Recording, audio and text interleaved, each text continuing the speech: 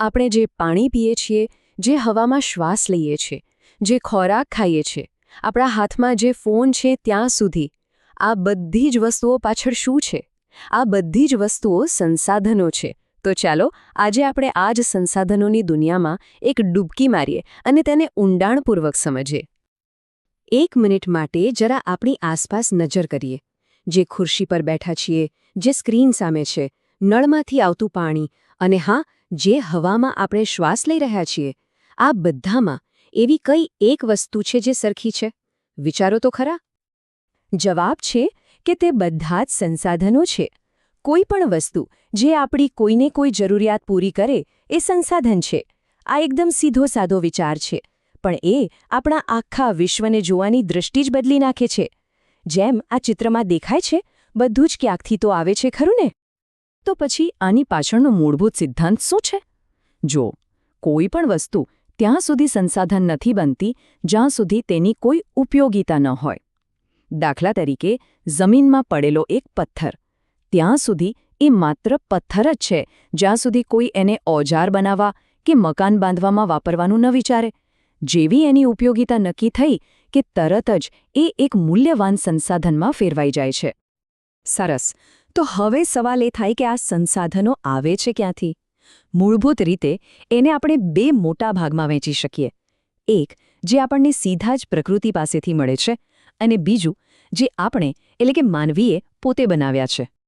એક બાજુ છે કુદરતી સંસાધનો. હવા, પાણી, જંગલો આ બધી પ્રકૃતિની ભેટ છે જેનો આપણે લગભગ સીધો જ ઉપયોગ કરીએ છીએ. તો બીજી બાજુ છે માનવસર્જિત સંસાધનો. પણ એ મજાની વાત એ છે કે આ સંસાધનો બનાવવા માટે પણ કાચો માલ તો કુદરત પાસેથી જ લેવો પડે છે. જેમ કે ખનિજમાંથી મશીનો બને અને માટી પથ્થરમાંથી મોટી ઇમારતો. એટલે કે માનવસર્જિત સંસાધનોનો પાયો હંમેશા કુદરતી સંસાધનો જ હોય છે.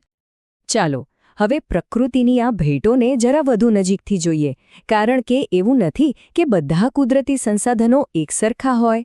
એમાં પણ બહુ જ રસપ્રદ વિવિધતા છુપાયેલી છે. તો શું બધા કુદરતી સંસાધનો એકસરખા છે? ના, બિલકુલ નહીં. કેટલાક સંસાધનો જેમ કે સૂર્યનો પ્રકાશ કે પવન એ તો અખૂટ છે, એ આપણને સતત મળતા જ રહે છે. પણ બીજી બાજુ પૃથ્વીના પેટાળમાં છુપાયેલો કોલસો કે પેટ્રોલિયમ એનો જથ્થો મર્યાદિત છે. એકવાર આપણે એને વાપરી લીધો પછી એને પાછો બનતા લાખો વર્ષો નીકળી જાય છે. આ જ તફાવત આપણને 2 મુખ્ય કેટેગરી તરફ લઈ જાય છે. નવીનીકરણીય એટલે કે જે ફરીથી બની શકે છે, અને બિનનવીનીકરણીય એટલે કે જેનો સ્ટોક સીમિત છે અને એકવાર ખતમ થઈ જાય તો પાછો નથી આવતો. આ કોષ્ટક જુઓ, આખી વાત કેટલી સરળતાથી સમજાઈ જાય છે. નવીનીકરણીય સંસાધનો એટલે એવા સંસાધનો જે કુદરતી રીતે પોતાની ઘટ પૂરી કરી શકે છે. સૂર્ય અને પવન તો અમર્યાદિત છે, એની ચિંતા નથી. પણ અહીં એક વાત ખાસ સમજવા જેવી છે. પાણી કે જંગલો જેવા સંસાધનો પણ નવીનીકરણીય છે. પણ જો આપણે એનો ઉપયોગ એના બનવાની ગતિ કરતાં વધુ ઝડપથી કરીશું તો એની પણ અછત સર્જાઈ શકે છે. તો આ રહ્યા કેટલાક જાણીતા ઉદાહરણો. સૌર અને પવન ઊર્જાને તો ભવિષ્યની ઊર્જા માનવામાં આવે છે, કારણ કે તે સ્વચ્છ છે અને અખૂટ પણ છે. જ્યારે પાણી, જંગલો અને વન્યજીવન એ તો આપણી આખી જીવસૃષ્ટિનો આધાર છે. એમનું ધ્યાન રાખવું તો આપણા પોતાના અસ્તિત્વ માટે અત્યંત જરૂરી છે. હવે વાત કરીએ એ સંસાધનોની જે આપણી પૃથ્વીએ લાખો વર્ષોની મહેનત પછી બનાવ્યા છે. આ છે બિનનવીનીકરણીય સંસાધનો. એમનો ભંડાર એકદમ મર્યાદિત છે અને એકવાર એ ખતમ થઈ ગયા તો સમજી લો કે આપણી જિંદગીમાં તો એ પાછા આવવાના નથી.